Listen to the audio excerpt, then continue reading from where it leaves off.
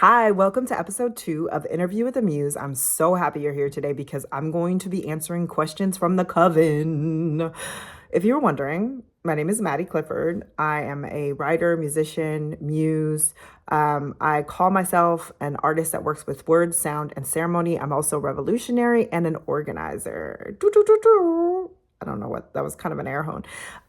Anyway, I'm also a nerd. I'm also weird. I'm also creating this video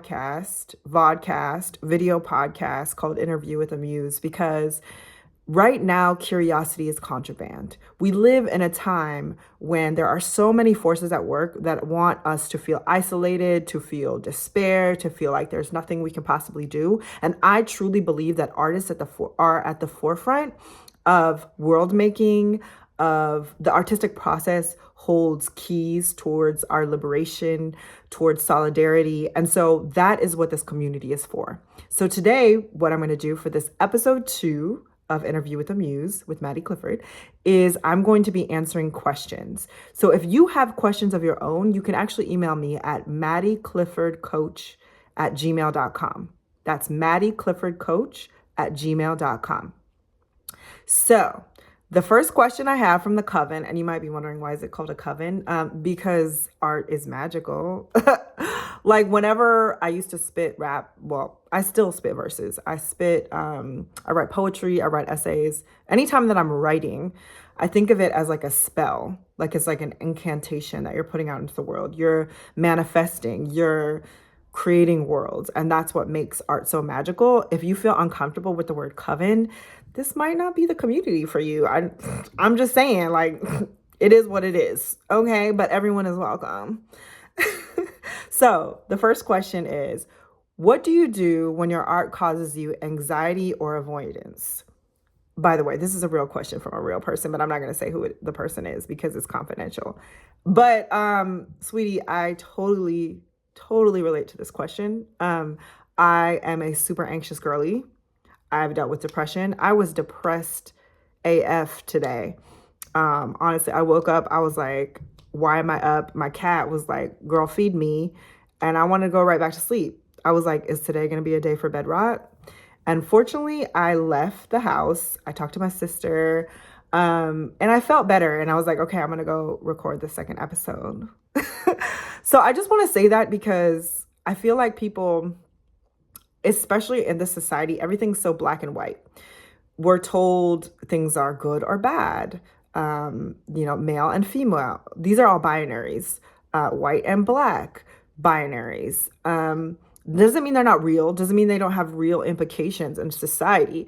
But as artists, we understand, it's more important to use the full color spectrum. So if you're a visual artist, if all you could use is black and white, like, unless that's, you're deciding to do that, which is pretty cool. But if those are the only colors that you have to choose from, that would suck, right? It's the same when it comes to emotions. You should be able to experience and cultivate and understand and be curious about the wide, full color spectrum of emotions. And our enemies are pretty much wanting us to not feel all the different emotions and not like be interested in interrogating them. Not even interrogating, but just like interested in like understanding them.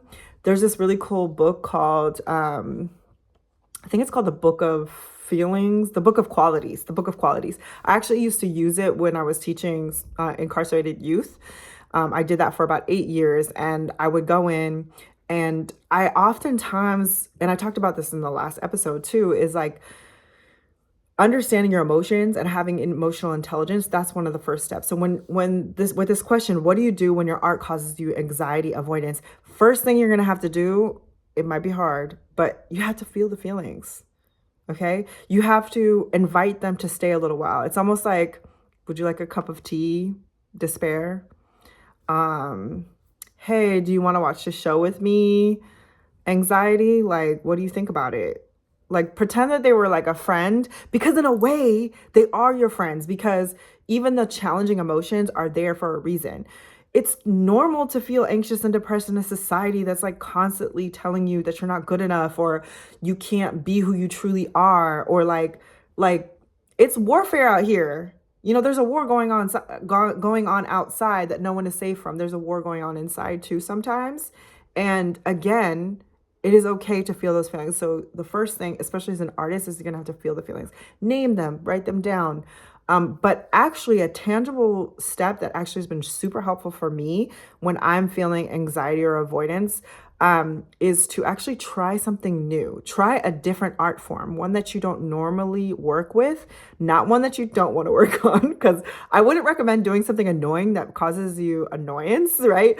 But let's say you are a visual artist and you always wanted to take a dance class and you see like, okay, the YMCA is offering a Zumba class. I'm about to take that, you know? Let's say you are a musician and you've always wanted to collage and you decide like, okay, it's a new moon. I'm going to collage some of my visions and my dreams for this next album that I'm going to put out. Okay. Let's say you are a dancer and you're like, you know what? I'm going to go to this party that's coming up and I'm just going to photograph. And I'm just going to photograph queer couples because it just makes me feel good. And I feel love when I photograph the people in my community and the different ways that people show love, right? So try something, it doesn't even have to be like a project, something that you're going to put out. Like this is just an experiment. This is just play. So one of my favorite artists and teachers, Olisa, shout out Olisa in Seattle, Washington. I will never forget. She said something which is probably common saying within the theater community. I'm serious about play. Okay. And this is not a new concept either. It comes from like Pedagogy of the Oppressed, which is a very important work of just pedagogical framework. Pedagogy is just a way of seeing the world, a way of teaching, right? So this idea that play opens up our brains and it'll allow you to be more curious about your feelings as opposed to like really judgmental about what you're feeling. So I just want to make sure that you know that I answered this question. What do you do when your art causes you anxiety avoidance? Number one, feel the feeling that you are feeling. Name it, sit with it, ruminate on it.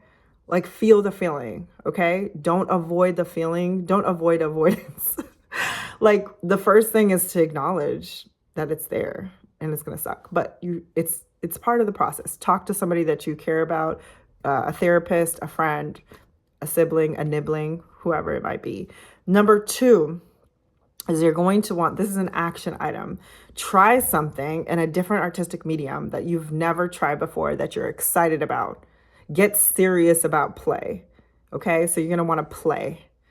And that play is so beautiful. Like I love children because children remind us, just if you just watch them, everything is a game. It's play. And that shows us that as human beings, play is an important part of like how we understand things, how we process our emotions. Play.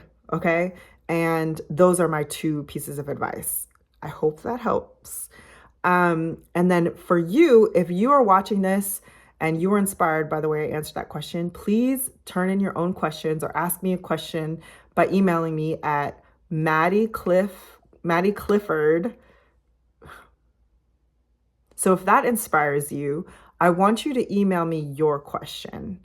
I am here for you. It can be anonymous. You can share an alias. You can share who you really are. That's whatever feels comfortable for you.